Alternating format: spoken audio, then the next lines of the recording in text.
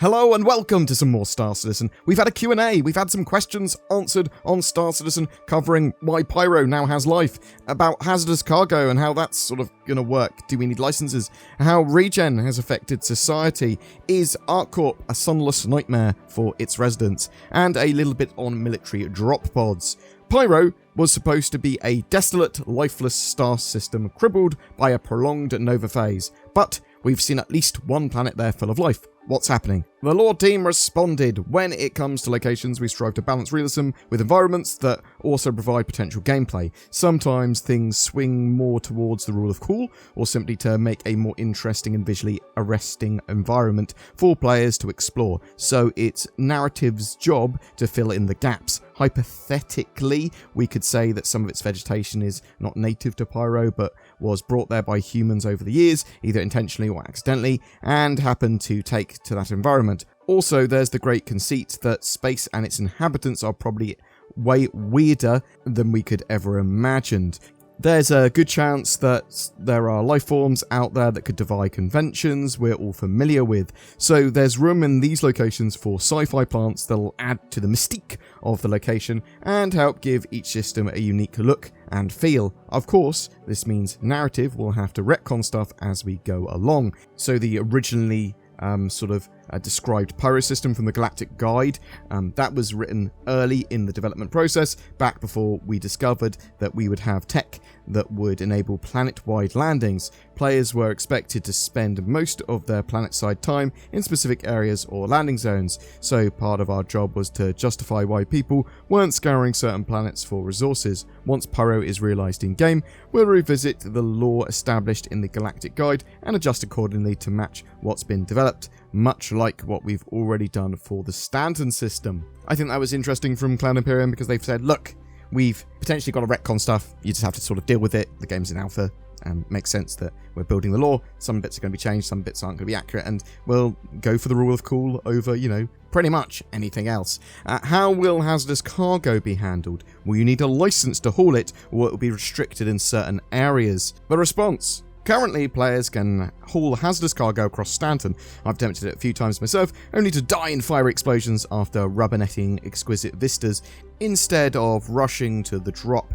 If it's decided that less responsible pilots like myself shouldn't get their hands on such dangerous cargo out of the gate, those hauls could potentially be gated behind reputation tiers within hauling organisations. So it would be less about earning the right permits and more about proving your handling and hauling expertise before being trusted with hazardous cargo. Also, the Trade and Development Division, TDD, the government division that oversees cargo coming and going from landing zones, could potentially be used in an enforcement capacity, maybe to restrict or arrest haulers bringing hazardous cargo into landing zones where it's not allowed. This is only speculation at the moment, but since this is ultimately gameplay, it would be up to design to decide whether they wanted to adjust the logistics of hauling hazardous materials. We already have these orgs in lore, so they could be used to justify changes to the gameplay. That makes sense for cargo. Some areas are basically already, you're not allowed to bring certain cargoes through these areas. Bam. They could easily expand that out to hazardous cargo and different types of cargo in different areas. Yeah, you're not allowed to bring this sort of super hazardous material into landing zones because, why would you bring it there? It doesn't have a refinery there, things like that. So I like those ideas. Making certain commodities have to move through certain areas will increase their value artificially at the very least. How has Regen tech affected UEE society now that death doesn't necessarily mean the end? And obviously it's only recently occurred to the public to have this sort of regen tech. To begin, it's probably too early to say exactly how regen rewriting the rules of death will affect UEE society. Making this tech revolution contemporary to the PU timeline means it's something we all get to figure out together. It'll be interesting to see how or if people's playstyles change. Will players be more aggressive or cautious? Will outlaws be more willing to fight a bounty hunter instead of running if death means the loss of items and a regen at attack Grimhex instead of capture. The narrative possibilities are endless, so there's probably no significant cultural shifts to call out right now. Sure, some people may become more aggressive and dehumanize life because folks can just regen, but there's also some deeply humanistic areas Regen tech opens up to us to explore. Regarding changes to the military, not permanently losing soldiers is definitely a boon, but costly in many other ways. Soldiers will regen with scarring and potentially mental trauma that may compromise their effectiveness. Crazy, careless tactics would also be costly when considering medical facilities and rehabilitation costs, plus the destruction of vital equipment like ships and weapons. Finally, how the other alien species feel about this tech is something we will be exploring going forward. The Xi'an and Banu haven't created similar tech themselves, so they would be reliant on humanity for it. Whether they use it or not, and how they feel about it, remains to be seen. This should be a fun and fertile area to explore going forward, as it provides a great window into how both species view death. I think it's really interesting that Star Citizen have gone, bam, look, we've got regen tech. It's supposed to be new in-game lore as well, so it's literally just happened. That's probably because people die in Squadron 42. They've gone, oh, you know what? People are dying in Squadron 42. Why couldn't we revive them? We'll say the tech's new. It's basically what's happening there, I think.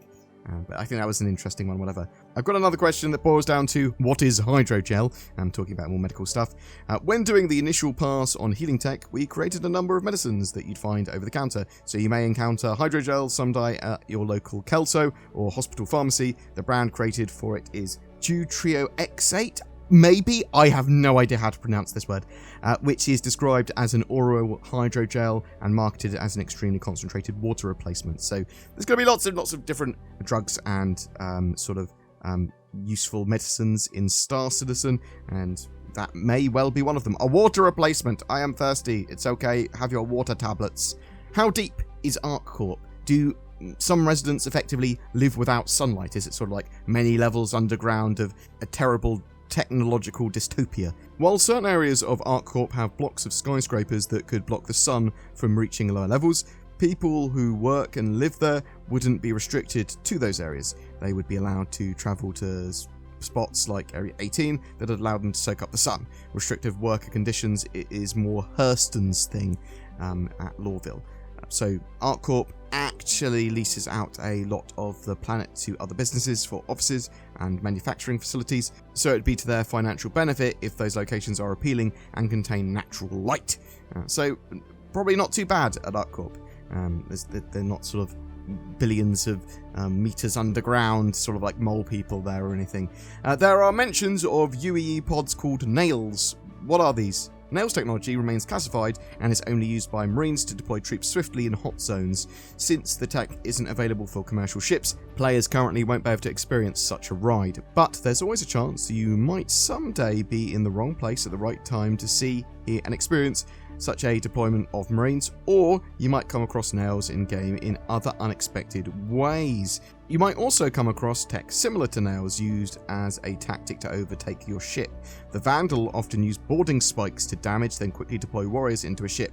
While the Marines were using Nails prior to encountering the Vandal, it's believed that the Nails tech was upgraded after scientists and engineers examined the boarding spikes deployed against Navy ships. Boom! That's it for your lore and Q&A fix from Star Citizen today. But what did you think? Do you like the way that they're building the game's lore and then trying to make it sort of more tangible? They're trying to make a lot of the lore, useful. This is the reason for this. And actually, this information might give you a little bit of helping hand in these areas. And do you like expanding lore like this in-game? Or are you meh about anything that's not a gameplay mechanic and loop? And you don't really care for what reasons they exist in-game. Do you mind Cloud Imperium just recklessly retconning things? I mean, it's not recklessly, I suppose, but do you mind stuff getting retconned like this, or is it sort of par for the course? It's obviously going to have to be retconned. Whatever your thoughts, I'd love to hear from you in the comments below. Ho ho ho, I'm a fat man with a beard, and I'm gonna sneak down your chimney and give you NordVPN. That's right, I'm BoredGamer. I am that fat man with a beard. And it's Nordmas. So what do you want in your stocking for Nordmas, little Timmy? I want NordVPN. with its useful security, privacy, and locational spoofing features. I also want a racing car set. Of course you do, but as I'm not sponsored by Racing Car Set, maybe you should shut your little mouth, Tim. Merry Nordmas! For December, we are giving away an Origin 400i with a Star Citizen game package and lifetime insurance. This is a luxury multi-role explorer ship for 1 to 3 players to run together. It's like a little yacht in space. All you need to do to be in for a chance of winning that is comment on any of my videos made during December. If you'd like to further support the channel, please consider clicking that join button underneath my videos. You can also become a Patreon or even donate. Thank you so much for watching, please take care, and I'll see you in the verse.